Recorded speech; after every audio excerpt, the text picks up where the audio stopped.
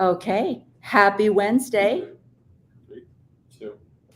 Again, happy Wednesday. Welcome to She Became Visible. I am your host, Renee Steelman, and I have a special guest today, a guest that I told you about.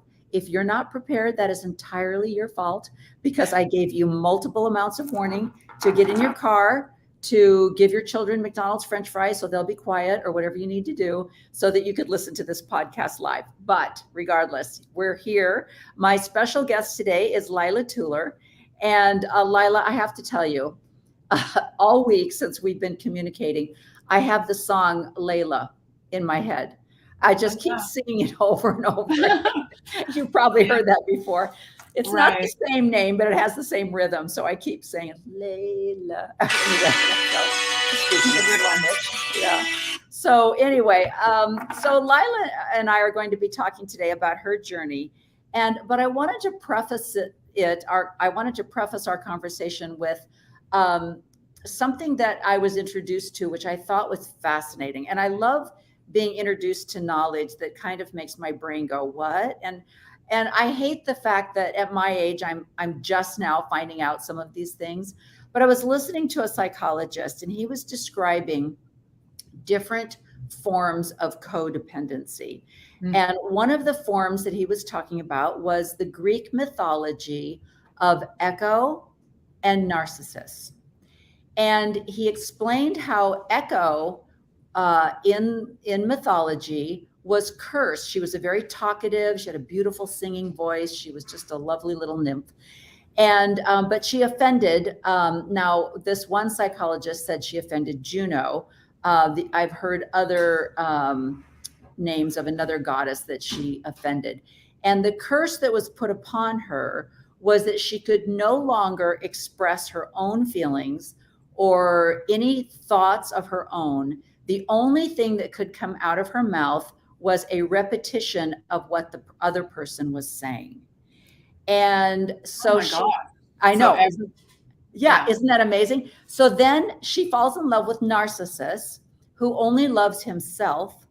And she thinks that when she's repeating what he's saying, that he's telling her that he loves her as well, but he's basically saying, get out of my life, you're bugging me to death.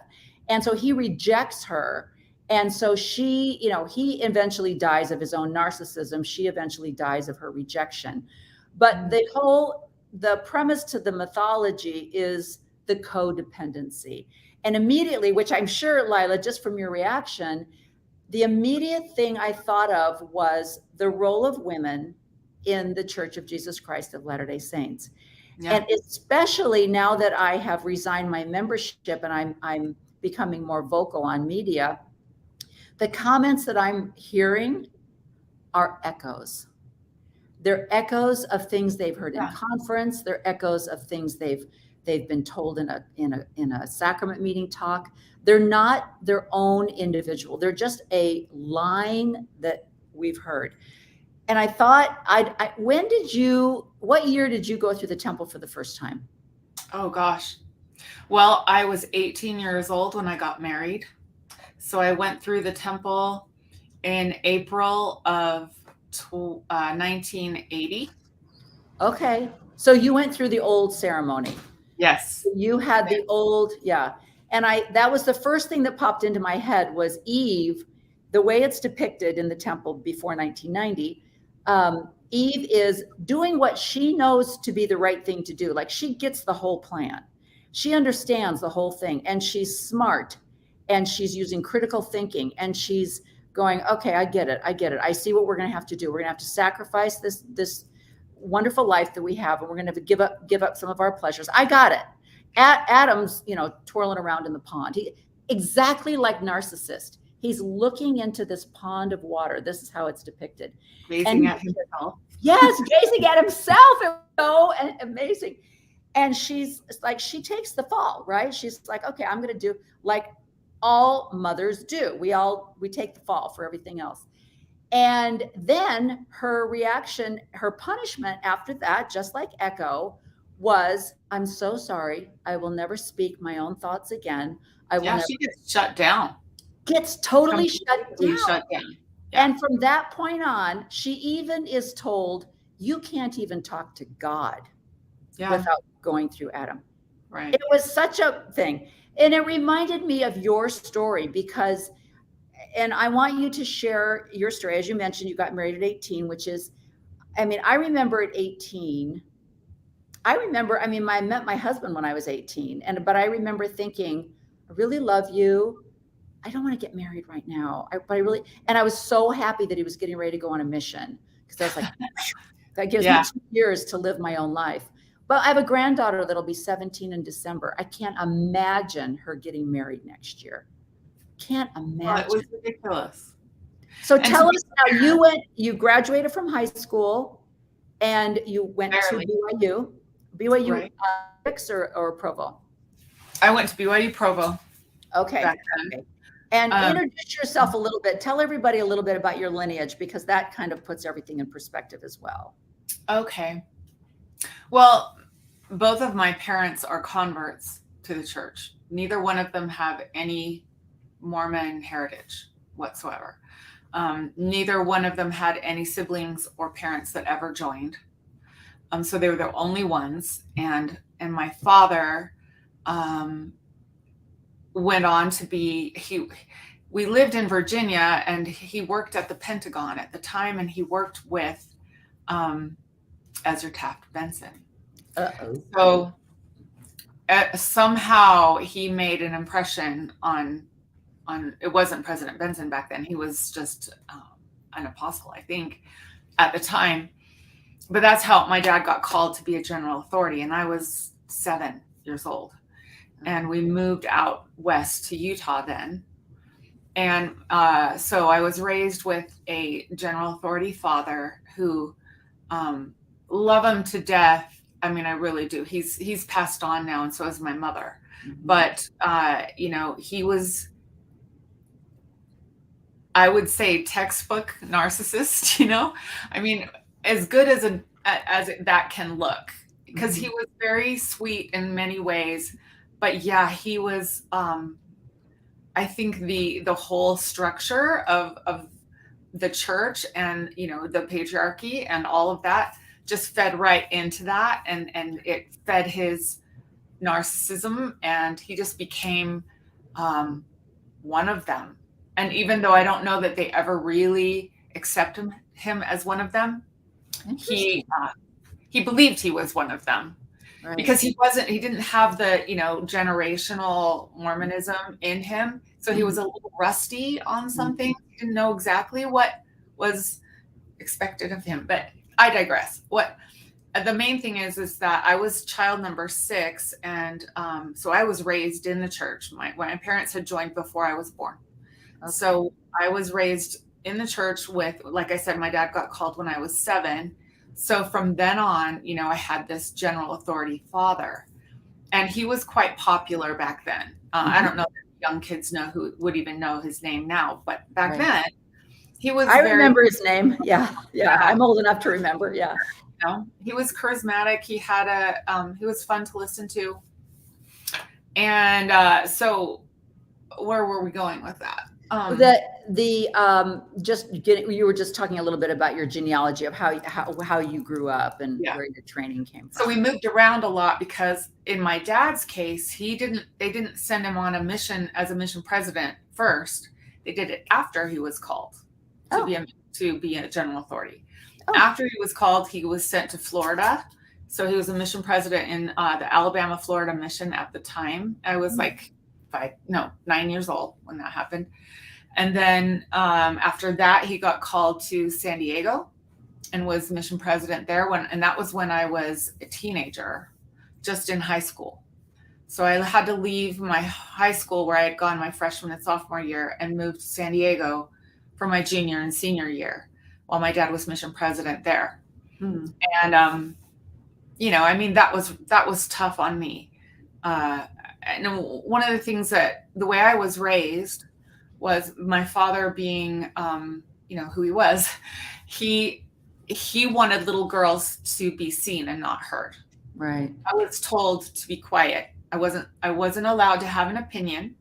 I wasn't allowed to speak out. And I can't even tell you what that did to me, because I'm very opinionated. Like, I have thoughts, and I wasn't allowed to speak them. If I did, I was told that I was being impudent, and I was sent to the corner to think about it. Right. And I'd sit in that corner for all day, because I didn't think that I had done anything wrong by voicing my opinion, but I was not allowed to do that in my home. So I was supposed to just go along with the flow and never have a dissenting voice. Right. And that sort of just sat inside my psyche and festered for years and years. I thought, one of these days, I'm just gonna blow. Like it was a pressure cooker. Yeah.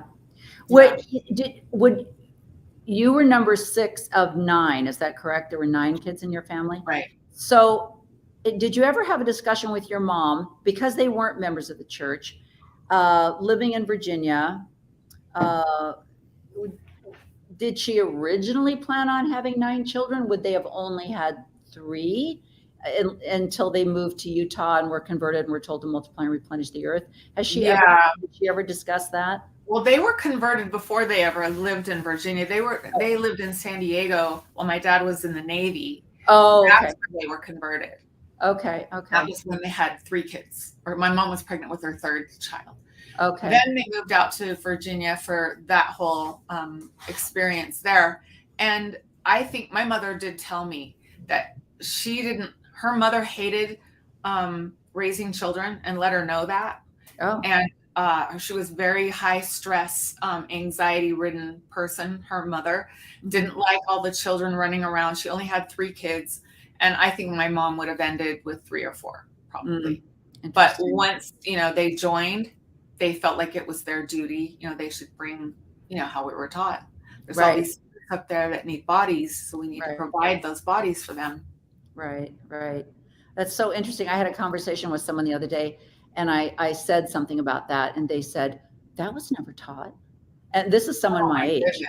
And I was like, are you kidding me? Do you not remember that ceremony where you held hands across an altar and were told to multiply and replenish the earth? And then, like you said, the stories of the, little baby spirits that were up there waiting to go into a good LDS home. Yes. Like, are you honestly denying that happened? I mean, it was the ultimate of denial, blind denial, that I was like, oh, wow, you will say anything to defend this religion that you believe in. But anyway, it was very interesting. So, wow. Okay. And I know you have, out of the 9, there's 4 girls. Is that correct? There are 5 girls and 5 girls. Okay. Or sorry, my mother had 8 children, adopted 1. Oh, okay. One of them was adopted, and he was a Samoan boy.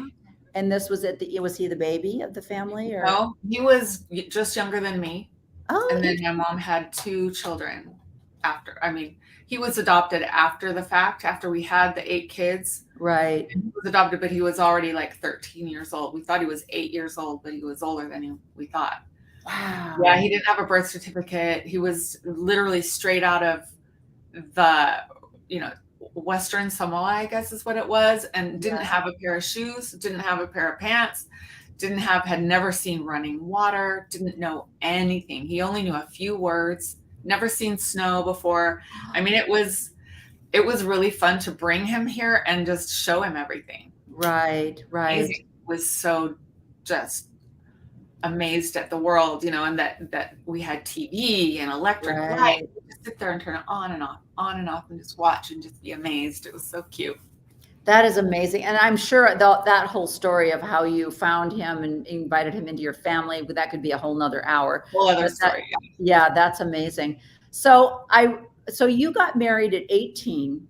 To be fair, I was 2 weeks shy of 19. I love that. I love that reference. Yeah.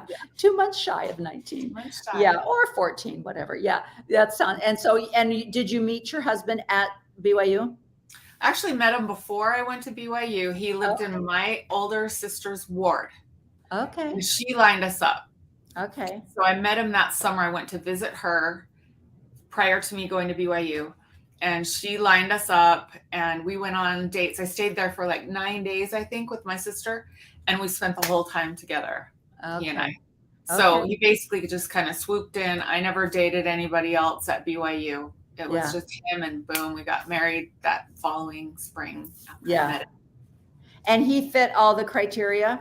Oh yeah, he Okay. was the perfect. Yeah, he was a return missionary, came from a great family, really strong LDS, very well known in the community.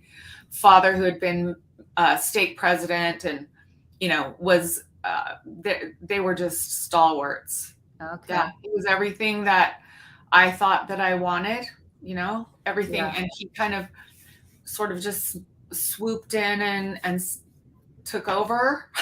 Basically, I didn't have to do anything by myself. He took me by the hand and was like, I will take care of you. You don't need to do anything. You don't need to think. You don't Yeah. need to, Work and you or don't even need to anything. work. Yeah, you can just I'll take care of everything. And Which at 18, 2 months short of 19, is every fairy tale. I mean, Sure. that's Cinderella right there. It's like, wow, I can just go home and decorate and Yeah. it's, Live I mean, that's an happily ever after. 18-year-old's dream. I mean, for some, Right. Well, it I'm a was yes girl. at the Yeah. time. Yeah. And it stayed the dream for about 2 years. And then I started to grow up a little bit, and I started to speak, and I started to find my voice a little bit. And I would say, because he was also just like my dad. They were two peas in a pot and best friends. Yeah. So he was like that. And I thought, no, wait a minute. I have an opinion here, and I don't actually agree with you about that. Right. Oh, that was not acceptable, Right. not acceptable. And so we just did this for, we were married for 33 years, and it was like that the whole time. Yeah. It was really rough. I mean, I shouldn't say the whole time. There were good times mixed in where, it would work out okay and we didn't fight for a few days. But because I was an outspoken person and I had thoughts in my head and I didn't agree with everything I was spoon-fed, the older I got, the more difficult our relationship became, because I was out of bounds now. I wasn't the girl that he thought I should be. Exactly. Yeah. I wasn't doing all the Betty Crocker things, and he was not like that. That's the hardest thing for me to understand, is that now that science has proven and the data is out there telling everyone that, your brain is not even formed until you're about 25 years old. And so many of us were married and had 4 or 5 kids by the time we were 25 years old. Yeah. So to finally come into yourself at that age and to start to set back and kind of go, oh, I'm not okay with that. And then when you're in an environment that's saying, and it doesn't matter because your voice is not even meant to be heard, it's very, very kind of startling. And I think that's where a lot of these young people that are leaving the church, they all seem to be in that age range. They're like 24, 25, and they start to go, wait, what? And they're, and if they're fortunate enough to not be in a situation where they've got 5 kids by that time or something like that, they can make some changes. But if you're in a situation like you were, especially, didn't you say that like he was kind of a fanboy of your dad's? He was kind of like, I snatched Hartman Rector's daughter. What the heck? On his mission, we had never met. On his mission, he would listen to my dad's tapes and his talk tapes. And he had this, complete, like you said, this fanboy relationship where it was just, he adored my father. And when he came home from his mission, he knew that one of Hartman Rector Jr.'s daughters lived in his ward. And she said, hey, I've got a single a single sister who's just graduated from high school. And it's funny because it didn't take him 5 minutes. He was all over it. And he was sending me pictures and stuff. And I had just graduated from high school. And I was like, okay, whoa. Wait a minute. Yeah. But it was relentless. He wasn't not going to let me date anyone else. He was not going to let me have any kind of a college experience.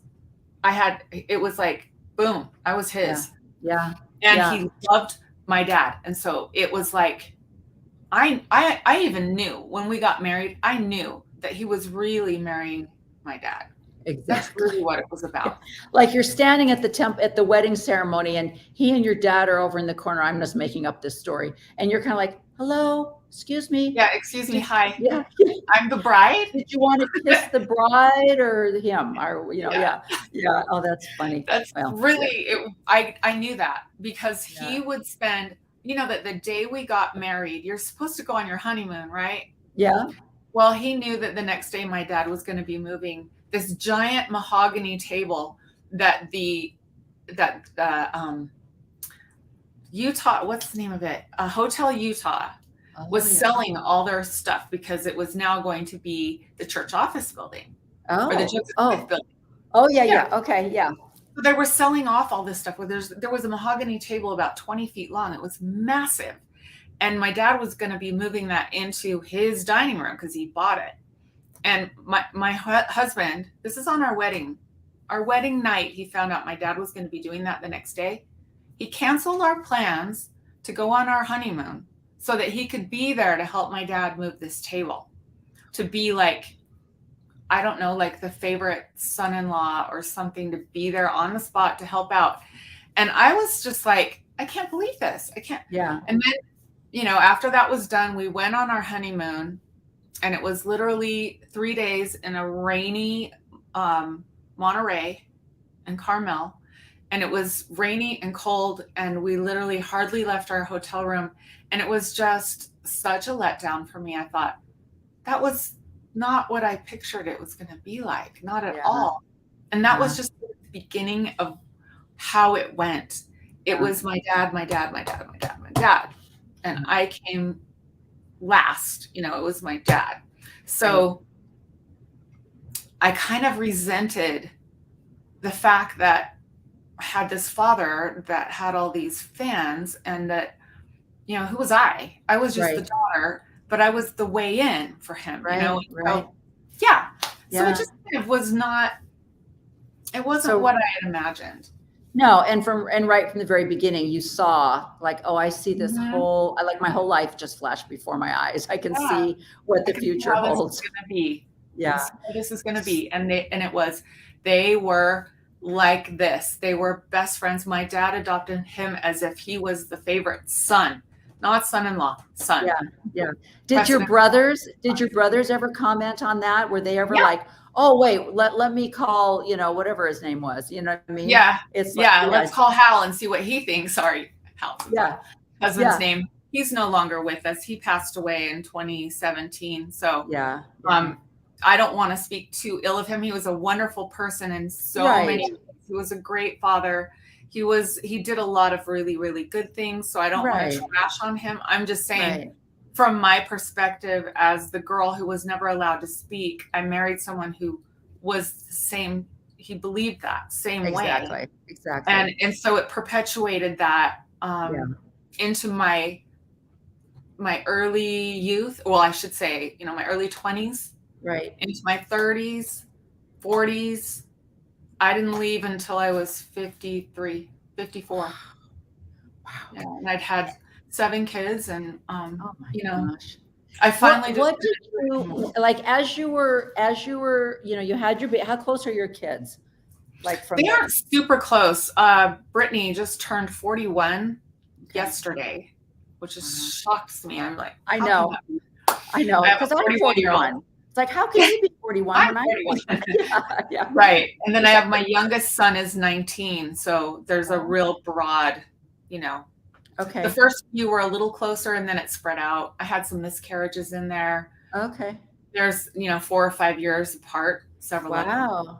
Wow.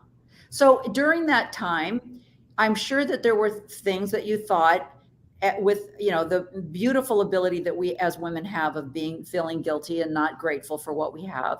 And so I'm sure there were thoughts of what's wrong with me? I should be so grateful. I've got this husband that goes to work. I've got a beautiful home. I've got healthy children. I'm not working. I can, go to lunch with my friends. Did you ever think, oh, I'm going to go back to school and get my degree, or I'm going to, okay. So and I did tell me about that. Tell me about like things that you thought, well, okay, my kids are all in school now. I'm going to pursue some interests of my own. And then what happened with those?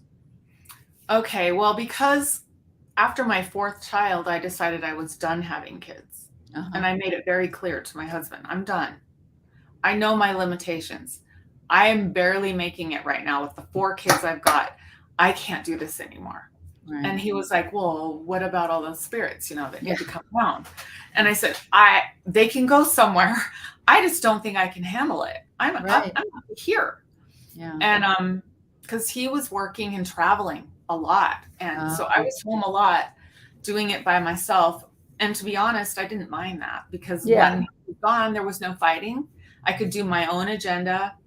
The kids would even say, when's dad going out of town? Because we would have fun, and then he would come home and it was back to the, Right. So after I had my 4th child, I said, I don't want to do this anymore. I want to be done.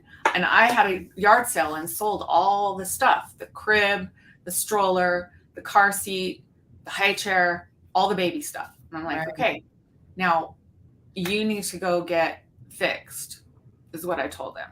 Yeah. He absolutely would not do it. He said, that is wrong. I can't. And I said, so I need to go in now. I'm the one that's had all these babies. Now I'm supposed to go back under the knife. And this is a major surgery for a female. For you, it's in and out. What's the deal? Right. And he just wouldn't do it. He wouldn't do it. So I had all these rules. Okay. You need to practice the birth control because I've done all this. I've done all the physical stuff so far. I think you can do that part. Right. And I trusted him that he would. Yeah. I got pregnant with number 5. And I was like, oh, wow, here we go. And there was a 4.5 year gap and I got pregnant again, just as I was getting ready to put my youngest in kindergarten. So I thought, here we go again. Yeah. That happened 3 times. I got pregnant. 3 times after I told him I was done. Right. And finally, and one of them was an emergency C-section where myself and my baby almost died. It was very scary. They did a C-section with no anesthesia. I was literally strapped on the table and cut open with no painkiller. So you can imagine she was going to die. There was no heart rate for about 6 minutes. And they were like, we got to get her out. We got to get her out right now. Are you okay with this? And what was I going to say? No. Yeah. Yeah. So they literally just cut me open. And that was very traumatic for me. Yeah. Oh my gosh. I felt like I was being disemboweled. Like it was like Braveheart or something. Yeah. Yeah. Awful. Anyway, the long story short of it is that I ended up having three more children after I told them I was done. And they were not my choices. Of course, I love my children. I would I'd never give them back. I can't. I love them to pieces. I love them all. Yeah.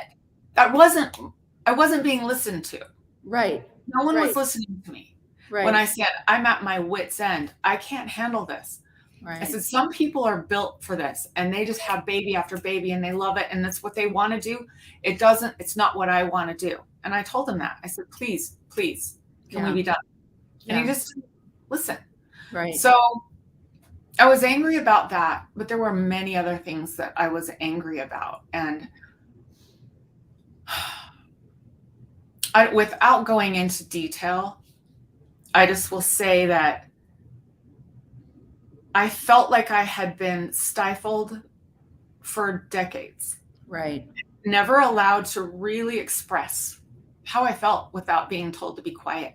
Right. And being squelched. Right. And quit complaining. And what's the matter with you? You're a spoiled brat. Yeah. My dad said that to me one time when I told him what was going on at home. He said, you're such a spoiled brat. And I said, how am I a spoiled brat? He said, you have a husband who doesn't drink. He doesn't beat you. He doesn't beat the kids. He doesn't this and that. And I said, okay, not according to your definition of that, but I had a different definition of abuse. Right. And some of it did entail some of those things early on. Now, we went to counseling and my husband really did change. Right. He never did. Once we did that and I threatened to leave, that was early on in our marriage. He said it would never happen again, and it never did. But Yeah. it was a different type of abuse from that point Right. on. Right. And so I said, if you want to call me a spoiled brat because I don't want to live my life feeling like it's not my life, Right. not even anything that I would have chosen for myself, Right. then I guess I'm a spoiled brat. Yeah. So be it. I Yeah. guess that's what I am. Right. And didn't you say that, weren't you told at one point, like, were you the black sheep of the family? Were you, and when everyone was young, were you like the one they just couldn't control? Did I hear that right? Right. They would probably say one of my sisters was the black sheep because she actually did. Oh, that's right. Some things that were Yeah. not okay according to Yeah. my parents. But Right. I was the one who was the most outspoken, and Right. they just didn't know what to do with me. My mom and Right. dad said, "You're different. You're not in the mold. We don't know what to do with you." Because Right. I would try to say, "Please listen to me. I have something to say about this." They Right. couldn't deal with that. Right. So they would just send me to the corner, literally say, "Sit in the corner until you can come out and say you're sorry." Yeah. Yeah. And I would sit there for hours and hours and hours. And my mom would say, "Don't you want to come out and say you're sorry?" And I'd say, "I'm not sorry. Yeah. I didn't do anything wrong. Yeah. All I did was try to tell you how I feel about this, and you Right. won't let me. Right. And Right. I'm not sorry for that." Yeah. And they were like, "What do we do with this child?" What are we going to do to control her? Well, I thought what was funny is, and so after the story of, like you say, your father didn't come from royalty. He doesn't Right. follow the lineage that's Right. needed. Everybody adored him because he was like the first convert apostle. And that was like, it's kind of like Donald Trump. It's like, what? You're not a politician? You must be the, Mhm. please, I'm not comparing the two, but it's that like odd man out, that odd man out. So we're going to make him an apostle, but now what are we going to do with him? Because he can't. He actually was never an apostle. He wasn't? He was a No. 70. They did not allow him to be an apostle. And I think it's because I think he was just a little bit too much of a maverick for them. Okay. And Do you think he had a little bit of Uchtdorf? Did he ever come across as, like the firing of Uchtdorf? I mean, to me, it was so obvious. It was like, I'm bringing on my, my bro here. And so we got to get rid of this guy that everybody loves. And I feel like they did that with Holland too, because everybody was like, whatever. When's Jeffrey going to talk at conference? Because everybody loved his conference talks. So then they were like, oh yeah, you want to play that game? Jeffrey's going to talk on Saturday morning at 9 a.m. when everybody's at a soccer game, Right. So they have a way of, if there's somebody that's getting a little bit too, like with the fan base, popular. They have a little bit of like, we're going to knock you down because, you're not the prophet. So interesting. Yeah. And there was one of the apostles that did not like my dad, and they just butt heads all the time. Interesting. All the time. What was his biggest thing that they kind of considered him a maverick? What was his thing? Well, okay. When he was mission president, he didn't really follow the handbook. He just kind of looked at it and went, I don't think I'm going to do this my way, and so he had the missionaries kind of breaking the rules. They were baptizing way more than they should have. They were not preparing these baptisms. They were just rogue. And my dad was all for it. You've heard of the baseball baptisms and soccer baptisms or whatever. That's what they were doing. They were going out into the fields and getting the Mexican field workers and saying, if you get baptized today, we'll give you'll have this beautiful church you get to go to, and it's really, people are well-to-do, and they'll take care of you. You can, if you can't pay, we have money that we can give you and your family. They would just entice them in, making promises that they probably had no intention of keeping. Right. And then get baptized, and they were baptizing by the thousands. So he was there's his narcissism coming out, because he was a numbers guy. Guy. Let me send this report back to Salt Lake, and they're going to see. I'm number one in baptizing. And his buddy, who he had actually baptized years and years before, was also a mission president in Washington at the same time. And they had a bet going on who could baptize the most. And so my dad he's a terrible loser, the worst kind of loser on the planet. And he was not going to be outdone by anybody. And he just smashed it. And he had those missionaries hauling in, they were driving vans and piling these field workers in the van and then taking them over to the river and just baptizing. They hadn't been taught nothing. They didn't even know what they were joining. Yeah. Terrible.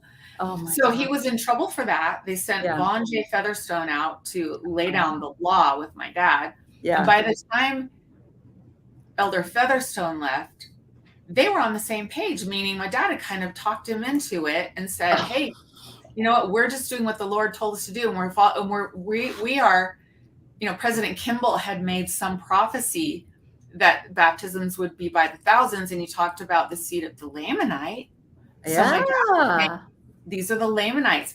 All we're doing is we're performing the baptism, and then we leave it up to the ward that they're in to fellowship them in. That's their problem, not ours. They're children of God. He's not going to turn his back on them. Well, they weren't staying in. You know, they might come for a couple of weeks, and then when they figured out nobody really cared about them and they couldn't speak English. So it was just kind of a mess. He got in trouble for that. He did have a following that just loved my dad. And he was a big missionary, you know, tool for the church. He himself had been baptized. He's a convert. Now he's a 70. Now he's a mission president. He's baptizing hundreds and thousands. What a great story. What a great Paul H. Dunn story. Right. Exactly. Paul H. Dunn. Exactly. And then we had a Packer who just wanted no part of this and was furious about it. And, you know, basically he was the reason why my dad never got called, never went into the apostleship. We figured that out a long time ago, that he just basically said, no elder rector, and he's not going to be an apostle.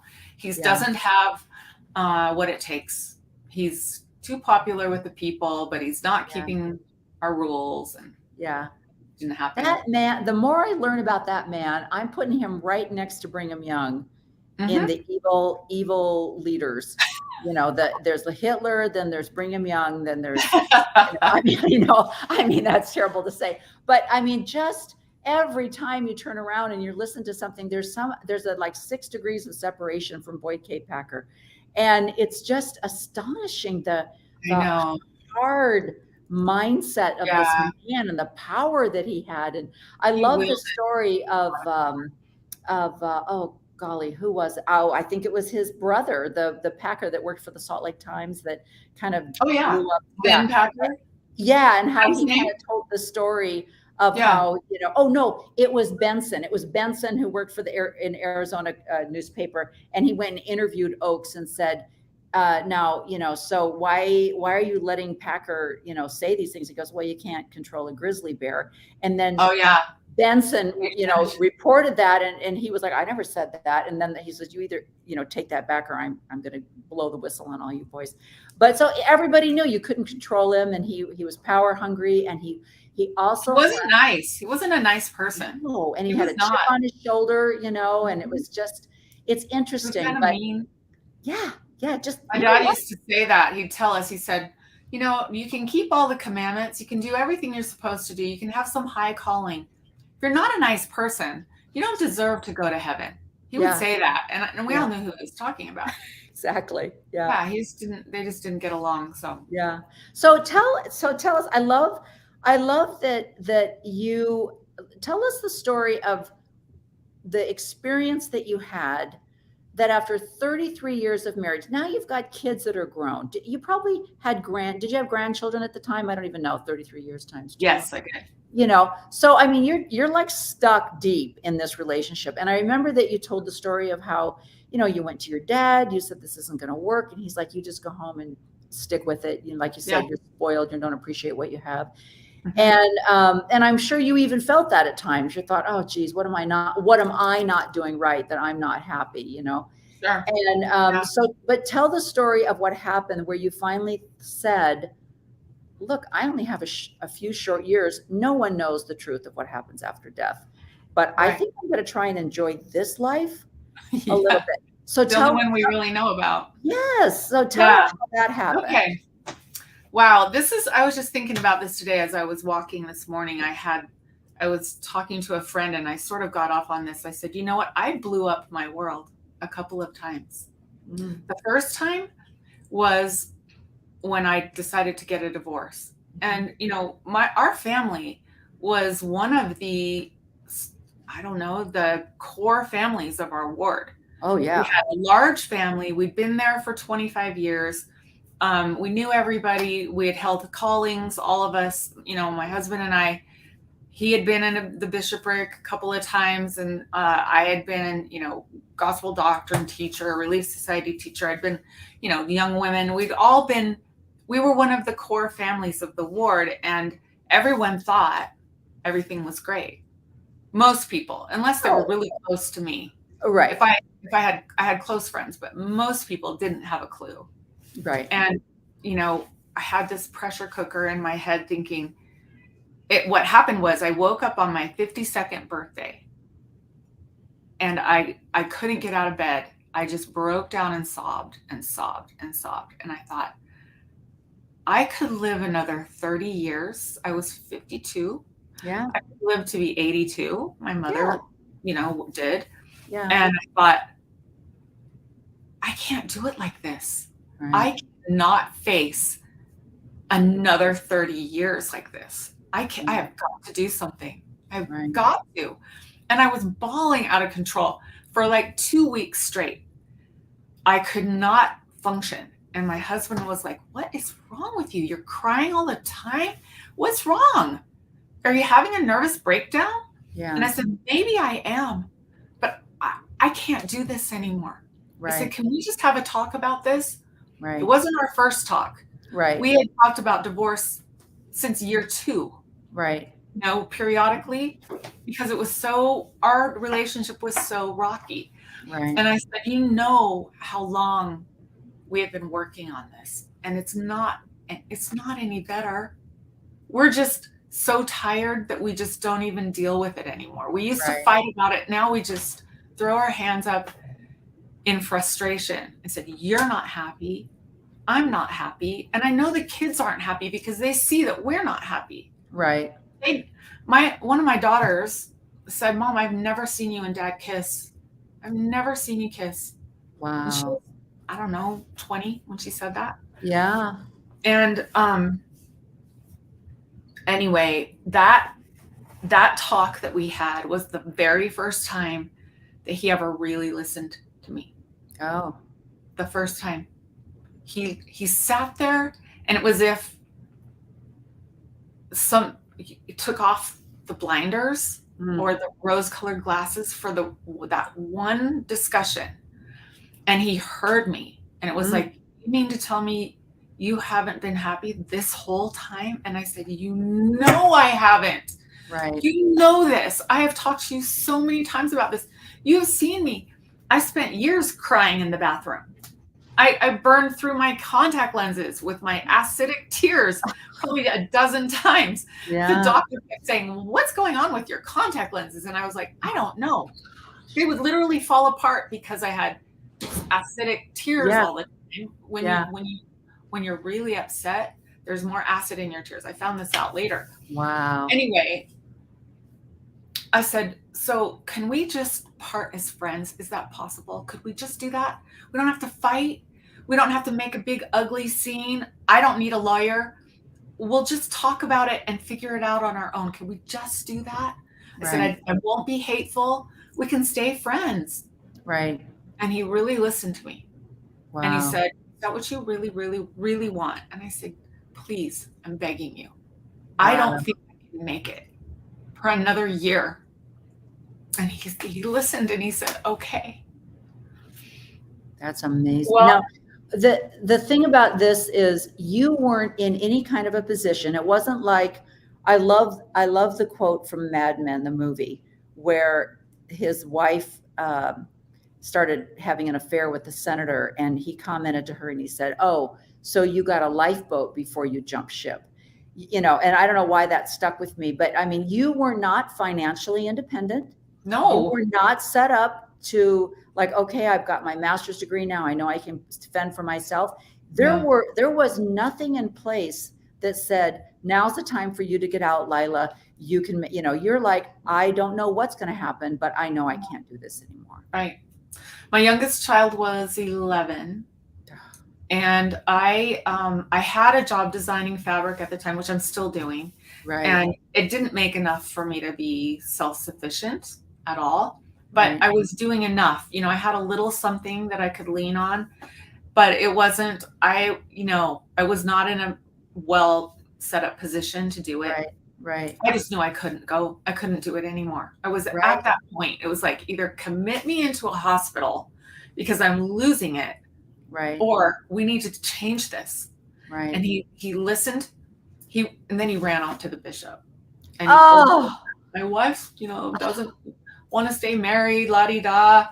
And then, so about a month after he went to the bishop, I have no idea what they talked about. I get a call from the bishop saying, "Can you come in and let's have a little chat?" And I thought, oh geez, here it comes. I'm going to be like, he's going to be, you took covenants and blah, blah. I was going to get the same talk I'd gotten from my dad and from everybody else. And so I just knew that, and I thought that's what's going to happen. Well, I went in expecting that. Yeah. And that is not what happened at all. I had an amazing experience with him.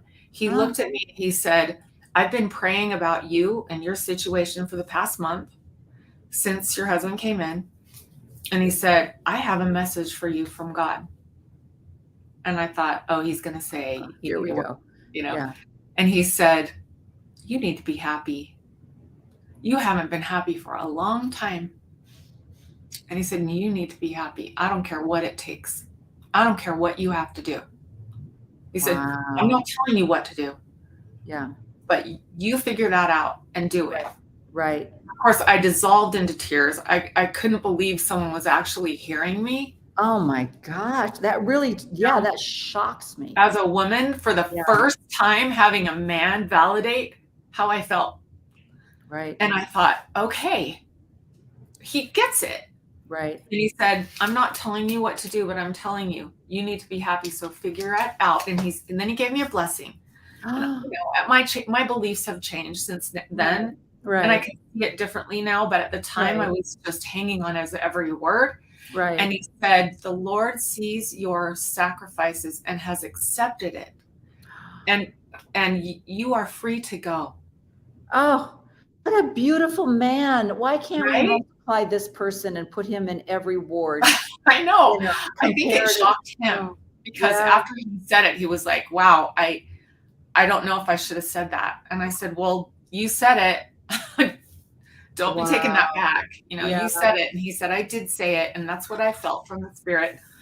So I went home and I didn't say a word about that because I knew my husband would be furious, but we had this talk. And so he did know where I stood. And I just kept it quiet. And a few more months went by and I was sort of like, I had a job and I was kind of tucking a little bit of money away thinking, I got to find an apartment. Because I knew I wasn't going to get the house. Right. I knew that. I was dealing with someone that I knew how he would respond. It would be, "You're the one that wants a divorce. I'm keeping the house and the kids are staying with me." And bye-bye. So I knew what that was going to be. So I did find a place and it was literally right down the street. It was in our ward. It was in the basement of someone's house. I knew the people that owned it. They were in our ward, right next door to my parents' house in our ward. Oh my God. Wait, there's way too much stuff going on in that ward to have that. I mean, there was no secrets going to be kept at that point. You are. No, my dad and mom were in our ward. They were living in our ward at that time. So I moved into but that. You are living in the basement of the neighbors of your parents, but you were able to keep it a secret from your dad for 2 years. I kept. I can't believe that there wasn't a high council for picnic 2 years. Where nobody said anything. No, my dad was old at the time. He was so old. My mom had Alzheimer's. My Okay. dad was starting to really fade. His memory wasn't quite right. So they probably did tell him, he just didn't remember. Well, I didn't tell him, but I No, thought yeah. he doesn't need this. No. It's going to be the worst. He doesn't need this. Every single one of us are his kids, except one who died, my brother who died. Yeah. Everyone else of his 9 kids had gotten a divorce, except Amazing. right. Yeah. So, and how many have left the church? out of the Mormon? let's see. I have 3 siblings left in. Oh, church. girls? They're gone. Girls. They're all 3 girls. All girls. Interesting. Yeah. Mhm. Hmm. Yeah. It's really interesting because, not telling my parents drove my husband crazy my ex-husband. He just could not, he hated it because they came over every Sunday. We all met together as a family on Sunday in my husband's house, which was my house, used to be my house with him. My parents would come over for dinner and we would act like one big happy family. My kids were in on it. Nobody said a word to my parents. And part of it was they were kind of out of it anyway. Yeah. My dad, they had been in a car accident and my mom had Alzheimer's, so she didn't really know anything. Right. My dad had lost his memory and he literally, he knew who we were, but he couldn't tell you one thing about the Book of Mormon. He couldn't tell you one thing about anything. He'd forgotten everything. Wow. So for me to tell him, hey, we got a divorce was just more than I thought he needed to deal with. Yeah, exactly. And it kind of made it easier on me because I thought he'll just lose it and get mad at me. And every time he sees me, he'll be mad at me. Yeah. And finally, my husband said, if you don't tell him, I'm going to tell him. So I did. I got kneeled down in front of him and I said, Dad, I want you to know that, we got divorced 2 years ago. And he said, what? And I said, we got divorced 2 years ago. And he said, well, you're still together at the house having dinner. And I said, I know, because we chose to not make an ugly scene of it. We decided we're going to be kind to each other and be friends. And he said, well, he said, that's amazing. He said, it kind of makes sense now. He was putting it all together because I wasn't ever at church. I went to a different ward. At some point, I moved to Lehigh 6 months after we got separated. I moved to Lehigh. It was just too incestuous in my ward. I was going to say, that's just crazy. It was just too much. And I moved out, and so I went to that ward. But my dad did not, he was finally putting it all together. And he said, well, it seems like you're still friends. And I said, we are friends, Dad. Yeah. And he said, that's all that matters. He just seemed content with that. You're thinking I could have done this 20 years ago if I would have known that's what was going to happen. My daughter told me that. My oldest daughter said, Mom, you should have done this 20 years ago. When I told her we decided to get a divorce, she said, finally, it's about time. Yeah. And I thought, why? She said, you thought you were doing us all a favor? You weren't. We saw how the message. There's the message, people. You think you're staying together for the children. You're not. No. They're not. Well, they're so conscious. Not in my case. They told me I should have done it before. They didn't like all the bickering, all the fighting, all of the discontent. They could tell we weren't in love with each other. They knew it. And it doesn't teach them. All they see is a bad example. Yeah. They don't see what marriage should look like. And they deserve that. They deserve to see that. Yeah. So, you're really not doing. So back to what I was originally off. Yeah. I blew up my marriage because I had to survive. It was survival for me. I finally chose me over the family, my kids, my parents, my reputation, what people thought of me at church. Yeah. All those little outside things that keep people. I just realized, you know what? None of that matters. I need to be happy inside, and I'm not. I've got to get out of this. Right. And whatever they want to think is fine. The rumor mill went crazy. Oh, I'm sure. They decided I had done all these things. He had done things. They had all these rumors. None of them were true. One thing I can honestly say, there was no scandal. Nobody cheated on anyone. Nobody broke our covenants. Right. That did not happen. We just did not work. Right. And even if Right. that had happened, because I'm thinking maybe there's people listening that think, well, I did do this or he did do this in my marriage, in their Yeah. marriage. Even if that did happen, if you're not happy, there's a reason why people cheat. There's a reason why people do things in their marriages, and it's because something's wrong. Right. And they're not getting what they need. And that doesn't make someone a bad person. Well, especially like you say, out of 9 children, almost all of them have been divorced. I'm sure there are 9 different reasons why. There isn't one recipe that says, oh, you forgot to put in 2 tablespoons of oil. That's why you got divorced. There isn't an explanation. It is an individual choice. Yeah. So how long were you independent before your husband was diagnosed with cancer? We got divorced. Our divorce was final in 2014, July of 2014. He got diagnosed in December of 2015 or January of 2016, somewhere in there. Gosh. I had no idea none of us, we did not see it coming. Had no idea he was going to be sick. Right. So when that happened, that it just threw a new dynamic in everything. And he did chemo, he tried all sorts of alternative methods. It just wasn't working. And finally he became so ill and my kids were trying to take care of him at the house. And they all had their own lives and school. Right. So finally I thought, you know what? I got to go in there and take over. Somebody's got to take over. Yeah. So I saw him not able to function, and I thought, okay, because they had moved a bed right into the family room on the main floor, and he was in that bed so they could get him to the toilet and he could be amongst everyone, and I thought, okay, I got to go over there. So I moved out of my condo and I moved back home with him. And that was, that was hard because I felt like, it was just hard all the way around. It was hard because he was sick. It was hard to watch him like that. Right. He's so unable to take care of himself and so dependent on me. And he didn't want to be dependent on me. No. He was mortified. Right. Dependent on me. But it needed to be, somebody had to do it.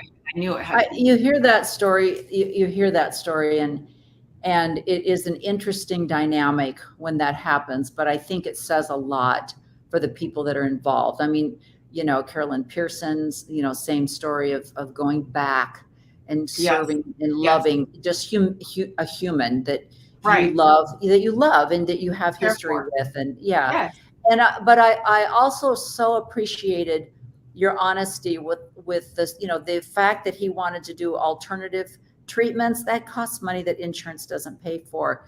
Right. When he finally passed on, you had debt, if I remember correctly. Oh, yeah. I mean, so so here you are saying, I need my independence. I need my freedom. I'm going to get a condo. I have a job, a simple job that's giving me the money that I need. Now I'm being called back. And even that you got left with debt. Nothing. Yes. Pretty much. He had a little bit of life insurance that was spread across, all the kids. And he gave me a little bit because I was still taking care of the two youngest kids. So some kind of child support. So it was like social security. It was a survivor. Yeah. I had that and there was a little bit that I mean, we're talking a little bit.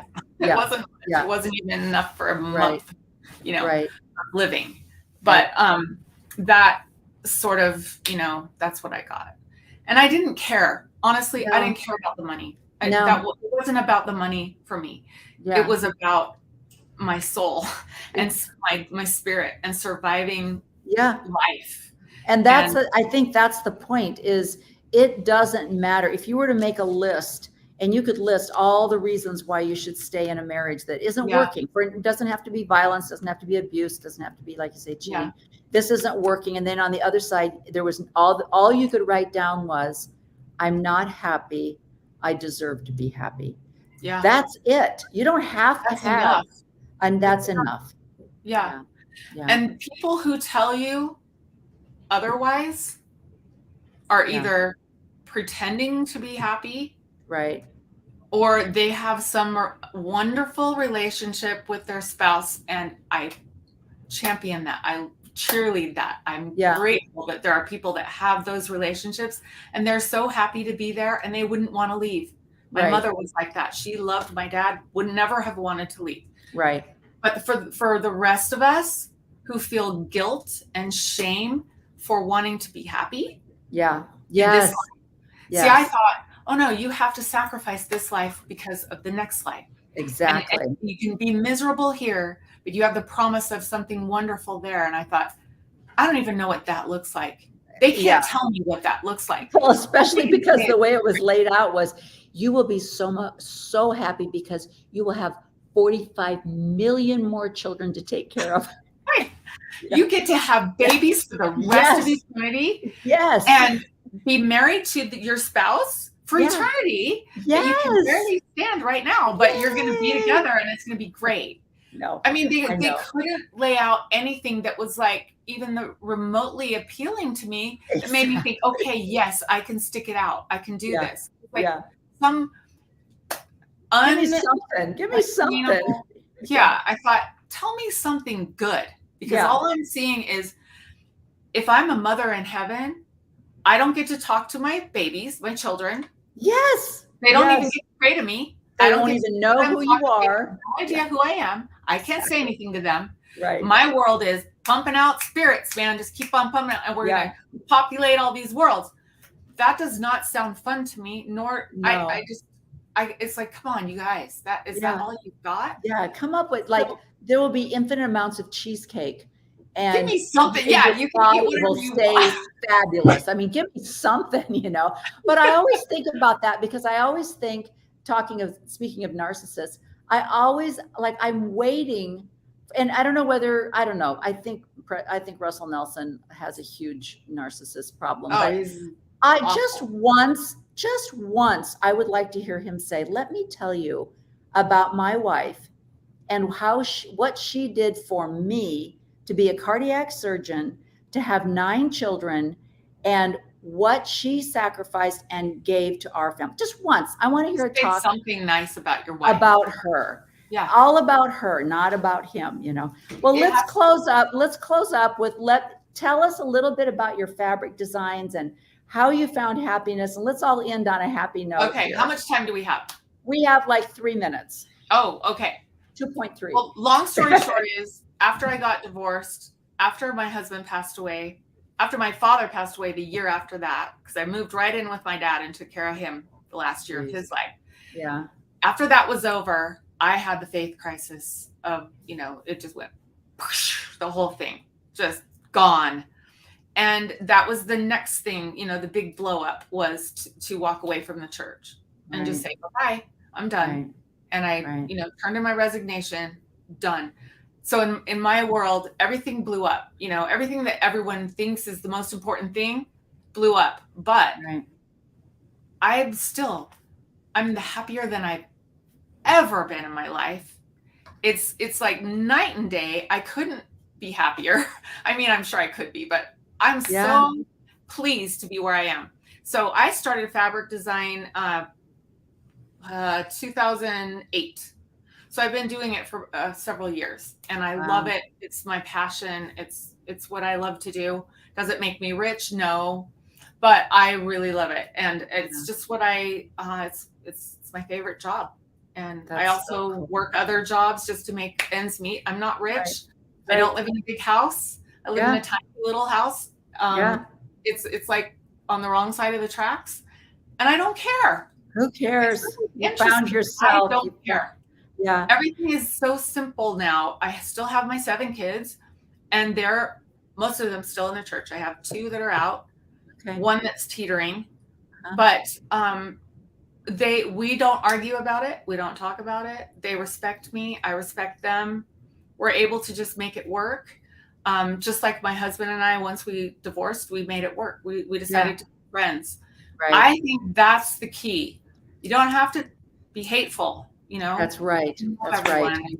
Let You're them be still what a they are. family. You're still a Yes. family. And this idea that you would shun a family member because they believe in a different religion than you do is so ironic and so completely Not Christian. opposite of what Jesus would say. Yeah, if you it's the believe, most unchristian yeah, thing. yeah, And and the fact that everything we that you've gone through, Yeah. and everything that you've experienced, and yet those kids can still come together, and even though they all don't have the same feelings, that is the best. Right. Happy ever after story that I Yeah. think you could have. Where It's- can we find your fabric designs? Is it You know, I don't even have a website. I Okay. sell them on Etsy in my own little shop. My company sells for me, but Okay. I also have my own little shop on Etsy where I sell, because I have a stash that's huge in my garage. right? And Right. it's Etsy, it's Lila Tueller Designs. Oh, okay. So you can just go in and see kind of, you know, some of my fabric in there. You could go on, I work for Riley Blake Designs, and they have, you know, a website that shows what my latest collection is right now. Okay. Okay. So you can look at that. But yeah, I'm not a good businesswoman. I'm a terrible Yeah. business.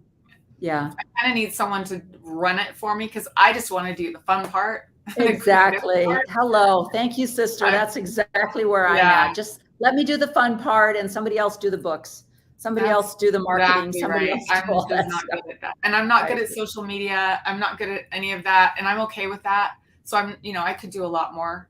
Yeah. But I kind of like where I'm at. I just sort of live a very simple life, which I am fine with. I love it. I love it. Well, thank you, Lila. Thank you so much for Renee. sharing your story. You're And so sweet. I just love that you had the guts to walk away from a 33-year-old marriage that was just not working. That's Yeah. all. That's all, folks. No. I tried, man. I tried. For Yeah, you 33 did. years, I tried. No Yeah. one can tell me. You know, I had sisters that had their divorces, and they were like, "Don't do it, Lila. Don't do it. Your kids will hate you, and you're going to be sorry you did it, and you're going to regret it." And I said, Right. "That's what you're doing. Yeah. I'm not going to do that. My Yeah. kids aren't going to hate me for this. Right. I And just you- could not go that way." And Yeah. and I did it anyway, and I found out that's their story. That's not my story. That's right. Oh, So I love it. make it what you want it to be. Make it what you want it to be. I love that. Yeah. Yeah. Well, thank you so much. And Thanks I'm for going to having be, me. I'm going to be up there in your part of the world, and I'm going to Oh stalk yeah, you. you're coming up for the next. Yeah, I'm coming up. I'm coming up for the witches activities.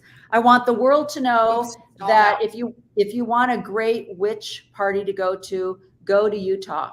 I know, seems ironic, but it's true. They have the best witches activities. So I'm That's bringing my girls up. So we're gonna witch Oh, party. good. So- Okay, I didn't know about those witch things. Oh yeah, Gardner's Village, South Jordan will be there. I All love right. Thank you so Okay. much. See Thank you later. so much. Bye-bye. Bye.